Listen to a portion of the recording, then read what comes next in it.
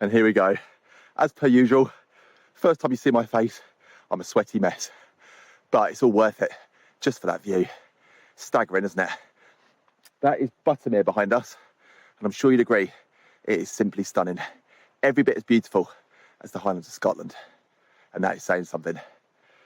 Yeah, I've just stopped to get my breath back. And I've got to apologise actually for the drone shots. I was hoping to sort of fly with some amazing views, looking towards my destination and towards the head of the valley. But it would only let me back up about 300 metres or so I couldn't get it all in. But it doesn't matter. I've got these shots, and hopefully the prize at the end, the little bothy, will make it all worthwhile. So let's push on, get the hard stuff done, and let's get to the prize at the end.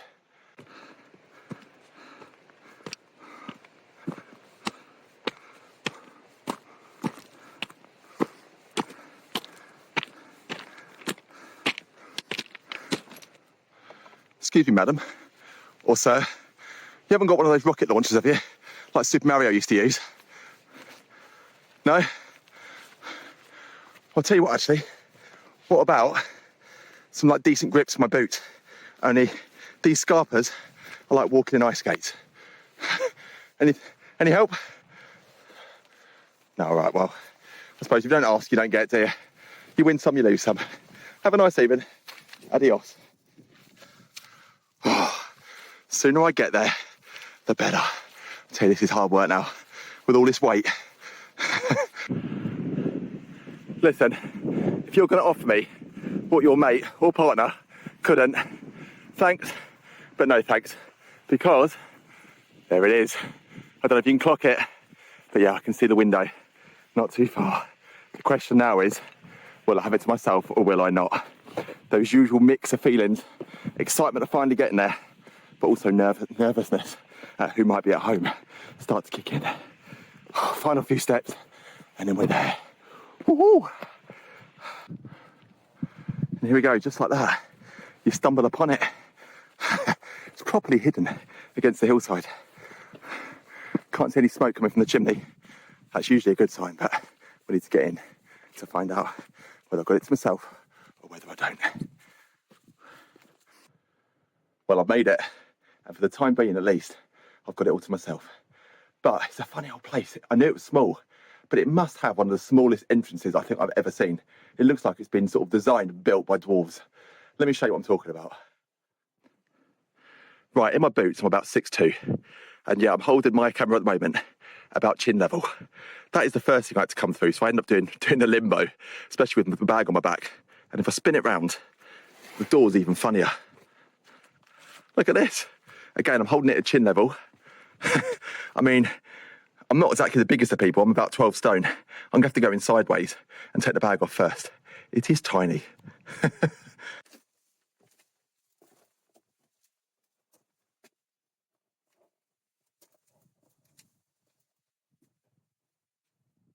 So after all that stooping, I've come out again, just because it's so small in there. You can't really fit the whole thing in once you're in. But yeah, welcome to Warnscale Bothy. We'll stoop again, and in we come. I wanted to come to this place for such a long time. So good to finally be here. And yeah, it's every bit as cosy as I thought it would be. And so far at least, I mean, it's 5:30, it gets dark in under the hour, and I've got it to myself. We'll see whether it stays that way or not. I don't mind either way, to be honest. Anyway, on the wall, as you come in, you've got some details about the history of the place. I won't read it all to you, but yeah, if you want to pause it, have a bit of a read, feel free. It looks like it was obviously a bit of a slate mine at some stage. Even before I read it, you can kind of tell that just from the way the building's built. And yeah, you've got some photos there as well. Sorry, some photos of the reconstruction. And talking of that, you can see, it says up there, Mountain Bothy Association, or MBA. These are a team, if you don't know actually, these are a team of like really keen volunteers that maintain sort of like open shelters like these all across the UK, like in the wild and remote parts, like Snowdonia, Mid Wales, the Pennines, the Lake District, and of course Scotland, where they originated. You know, they do a cracking job maintaining these places, all done, you know, on a voluntary basis. So thanks, guys, to whoever maintains this place. You've done a cracking job. Just look at it. Gorgeous little spot. And yeah, there's actually more sleeping space than I thought there'd be. This is the bunk I'm going to take. You can probably fit 2 on there at a bit of a squeeze. And the same going this way. Although I have noticed it's a bit lopsided Hence why I've taken the other one, because I'll probably roll off in the night, especially after the drum of whiskey. And of course, every self-respecting bothy has a fire. So I brought some wood with me and a couple of fire logs. So I'm looking forward to sitting in front of that later with some food and drink, just kicking back and relaxing. I think the final thing I'll stop actually and do is just show you the view out of this window, just there. It is one of the best views I think you're likely to get at any bothy. Check this out.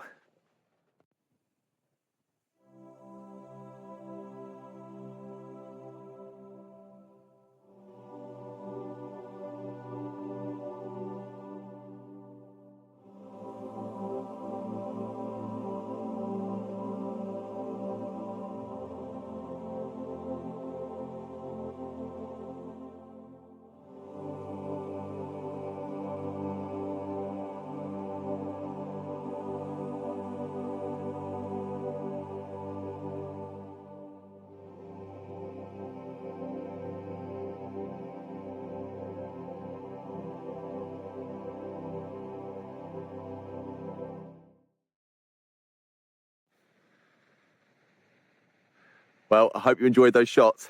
As you can see, daylight is fading fast. And yeah, I'll be honest, I am no master with the drone, no expert behind the lens. But even so, I think with scenery like this, you'd be hard pushed to bodge it up. Just look at it again. You can see dusk has properly fallen. It's amazing how quickly the darkness comes in. Just gone 6. Yeah, so sunset happened probably about 15 minutes ago. And yeah, you've got a few twinkling lights down there by Buttermere. I think that's a hotel, and quite a swanky one at that at the far end. So you're not completely in the wild here. You've got a few signs of civilization down there. But yeah, still get a properly wild feel up here. And I'm still on my Todd. No one around still. Famous last words, you watch me a party of 10 will probably rock up later this evening. But I'm going to make the most of the solitude, get in, maybe get the fire going, and get some dinner on. Or should I say, tea, being in the proper north of England. Right, let's get in and let's get the place cosy.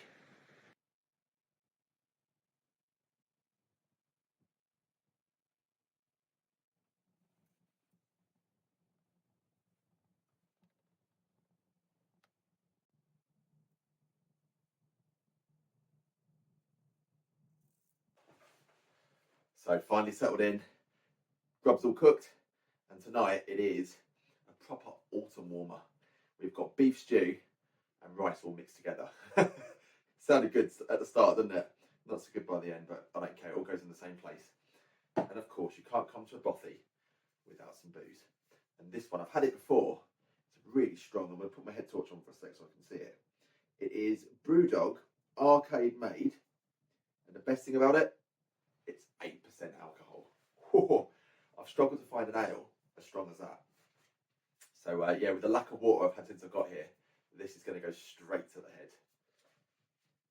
Let's crack it open and enjoy. Cheers.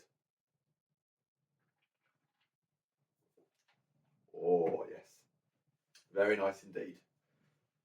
And yeah, this is full of food, which is much needed. Now actually, I've got to say, while I feel my face, I spoke too soon earlier, saying I'd have the place to myself. I don't. Although it isn't a human resident. I was literally unpacking my stuff, put some food on the side, turned around literally to do something else, heard a bit of noise, turned around, bloody mouse trying to help itself to my food. It comes with the territory, you know. I think most bothies have got a resident mouse of some sort, but there's even one actually over in North Wales where there's actually like a proper, like Tom and Jerry, where you get the little door and actually someone's painted it and everything and actually written Terry above the top. Never met Terry when I visited, but yeah, I don't know. I haven't given this fellow a little name yet, but he seems pretty brave. So I've made sure all my food's hanging out from the rafters, and I might put a little bit of food actually in one corner of the room as a little bit of a deterrent. So it keeps him away from me, keeps him entertained, and then we're all happy, aren't we? But yeah, I know you might be watching this thinking, with mice running around, that's a big no-no. And I do understand it. It's not everyone's cup of tea, but I've generally found, they're not interested in you; they're just interested in what food you've got. Right, this is going down so well. I'll tell you what, the fire's been burning now for about an hour and a half, and it properly, because it's such a small space, it really does warm up in here. So that's one to note. If you come in here and it is really cold. Bring your gear for the fire, and yeah, you're gonna have no problems at all. You just got to keep it burning. That's the only thing. But it's so toasty in here. I've never seen this before. Check this out. I don't know if you can see that. Never seen this before. Taking my shoes off, and look at that. The socks are literally steaming.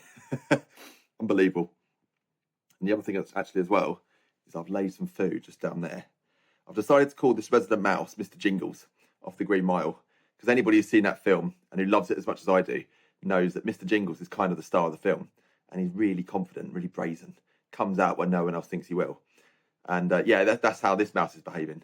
So I've laid a bit of food, and I'll try and catch him when he comes out to eat it. Right then, it's just gone 10, and I reckon that is me done for the evening. A bit like this fire.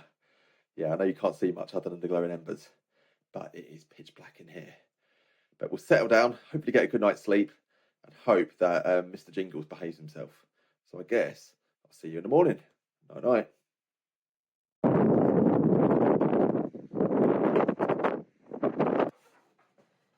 Good morning all.